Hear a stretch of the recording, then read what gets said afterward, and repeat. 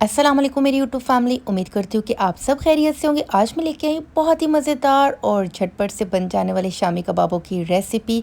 तो ये देखिए कितने ज़बरदस्त और रेशेदार से ये कबाब हैं। तो चले चलते हैं इसकी रेसिपी स्टार्ट करने की तरफ। यहाँ पे सबसे पहले एक पतीला मैंने ले लिया है। इसके अंदर मैंने 2.5 केजी गोश्त ऐड कर लिया है और ये गाय का गोश्त है और इसके अंदर जो है वो हड्डी बिल्कुल भी नहीं है और इसके अंदर थोड़ी बहुत चर्बी भी है। अब यहाँ पे 2 कप मैंने दाल ऐड कर ली है जिसको मैंने सिर्फ धो लिया था।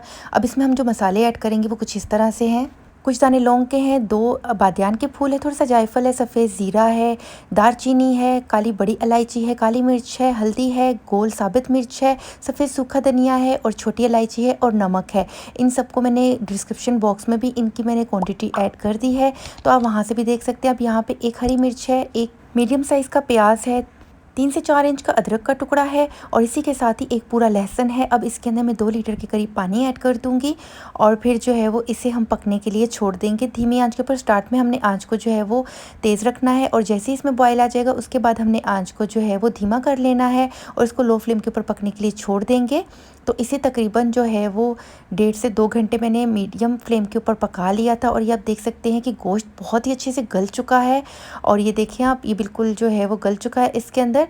और अभी इसमें थोड़ा हल्का फुल्का पानी मौजूद है तो हमने इसको बिल्कुल ड्राई कर लेना है। तो यहाँ पे पूरा ड्राई हो चुका है और ठंडा हो चुका है। अब जब ये ठंडा हो जाएगा तो ही हमने इसको चॉपर के अंदर डाल के अच्छे से जो है वो इसका मलीदा बना लेना है। तो इसे मलीदा बनाने से पहले मैं आपको बता दूं कि मैं इसके अंदर जो कुछ हरे मसाले ऐड करूंगी वो कुछ इस तरह से हैं कि यहाँ पे मेरे पास कुछ हरी मिर्चें हैं। हरी मिर्चें अपने टेस्ट के हिसाब से ऐड कर सकती है, बहुत ज़्यादा तीखी है इसी वजह से मैं कम ऐड कर रही हूँ। ये पूरी गठी मैंने इसके अंदर पुदीने की ऐड कर ली है, इसे मैंने धो लिया था।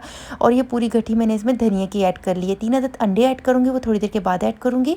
अब इसी के साथ ही हम अपने सारे हरे मसालों को बारीक चॉप कर लेंगे और इसी के साथ ही यहाँ पे मेरे पास एक लाल मिर्च है जो कि अच्छा सा कलर देने के लिए मैं इसमें ऐड कर रही हूँ, तो इसे भी अब चॉप कर लेंगे। अब यहाँ पे आप देखिए मेरे सारे हरे मसाले जो बहुत अच्छे से चॉप हो चुके हैं।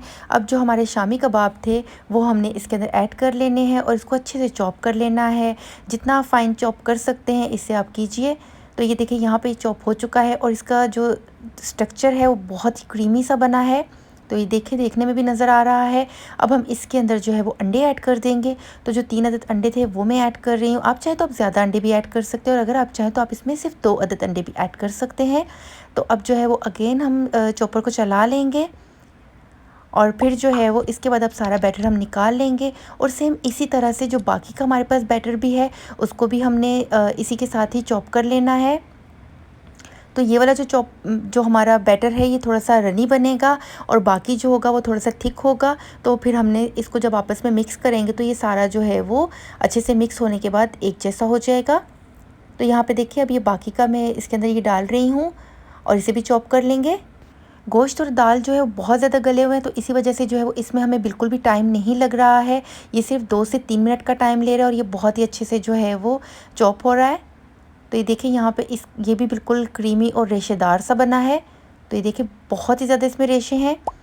अब इसे भी जो है हम सेम बाउल के अंदर डाल लेंगे और बिल्कुल सेम इसी तरह से बाकी सारे को भी हम कर लेंगे। अगर आपके शामी कबाब बनाते वक्त आपका जो बैटर है वो बहुत ज़्यादा रनी बने या जो है वो आपसे हैंडल ना हो रहा हो, ये देखिए अभी जब मैं मिक्स कर रही हूँ तो थोड़ा सा जो है वो ये रनी सा लग रहा है मुझे, तो आप इसको जो है वो रेफ्रिजरेटर के अंदर रख सकते हैं आधे घंटे के लिए। और जो है वो अगर आप इसे फ्रीज़र में रखते हैं तो 5 से 10 मिनट जो है वो इसको सेट होने के लिए काफ़ी है। तो यहाँ पर देखिए अभी सेट हो चुका है, मैंने इसे थोड़ी देर के लिए रख दिया था फ्रीज़र के अंदर और देखिए बिना हाथ ग्रीस किए या गीले किए हुए जो है वो कितने आराम से ये इसके कबाब जो है वो बन रहे हैं और बहुत ही अच्छे से हैंडल हो रहा है, बिल्कुल भी स्टिकी नहीं है। और अगर जो है वो आप इसे फ्रीज़र या रेफ्रिजरेटर के अंदर नहीं रखना चाहते हैं तो आप थोड़े से इसके अंदर ब्रेड क्रम्स भी ऐड कर सकते हैं, लेकिन उससे जो है वो इतना अच्छा टेस्ट नहीं आएगा। तो बेटर यही है कि आप इसे जो है वो रेफ्रिजरेटर या फ्रीज़र के अंदर थोड़ी देर के लिए रख दें। और सम टाइम जो है वो ऐसा होता है कि आपका जो बैटर होता है वो बिल्कुल परफेक्ट बना हुआ होता है जिसको ना तो आपको फ्रीज़र में रखने की ज़रूरत पड़ती है ना ही उसमें ब्रेड क्रम्स ऐड करने की ज़रूरत पड़ती है।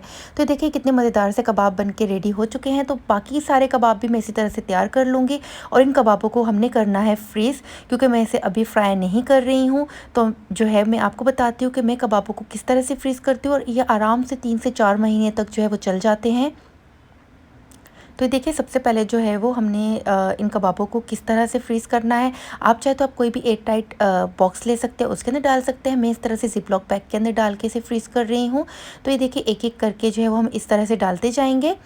ख़्याल रखिएगा कि कबाब के ऊपर कबाब ना रखें, वरना जो है वो जब वो फ्रीज़ हो जाएँगे तो ये आपस में चिपकना शुरू हो जाएँगे, तो बाद में फिर जो है वो आपको हार्ड टाइम मिलेगा।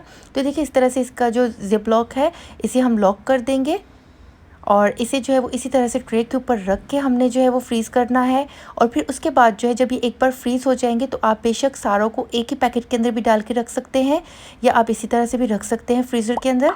तो ये देखिए कितने ज़बरदस्त से लग रहे हैं। अब यहाँ पे जो है वो इसे 1 दिन का टाइम गुज़र चुका है और ये अच्छे से फ्रीज़ हो चुके हैं। अब मैं आपको बताती हूँ कि फ्रोज़न जो कबाब है उसको हमने किस तरह से फ्राई करना है। तो इसे डीफ्रोज़ करने की बिल्कुल भी ज़रूरत नहीं है। आपने जस्ट डायरेक्ट जो है वो पैन गरम करना है, उसके अंदर आपने ऑयल डालना है, जितना भी आप ऑयल जो है वो खाना पसंद करते हैं।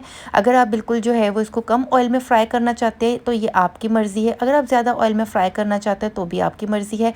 तो इस तरह से जो है वो जस्ट आपने फ्रोज़न कबाबों को निकालना है और आपने इस तरह से उसको ऑयल में रख देना है। जब इसकी एक साइड डन हो जाएगी तो आपने इसकी साइड को तब चेंज करना है। आपने बिल्कुल जो है वो कच्चे-कच्चे कबाबों को जो है वो इसकी साइड को चेंज नहीं करना है। अब एक कबाब की और जगह बन गई है और अगेन जो है वो आप इसकी ज़िप को लॉक कर दीजिए और इसे दोबारा से फ्रीज़र के अंदर रख दीजिए। जब भी आपको कबाब खाने हो तो आप जो है वो इस तरह से फ्रीज़ किए हुए कबाब निकालें और इसे जो है वो इस तरह से बनाएँ। तो इवनिंग स्नैक के तौर पे इसे यूज़ करें, या जो है वो आप इसे गरमा-गरम नानों के साथ सर्व करें। ये हर तरह से बहुत मज़े के लगते हैं।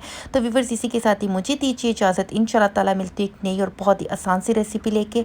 तब तक के लिए अपना बहुत ख्याल रखिएगा, अपने प्यारों का बहुत ख्याल रखिएगा। अच्छी-अच्छी रेसिपीज़ के लिए मेरे चैनल को विज़िट करना ना भूलिएगा। इसी के साथ ही मुझे दीजिए इजाज़त। अल्लाह हाफ़िज़, फ़ी अमानिल्लाह।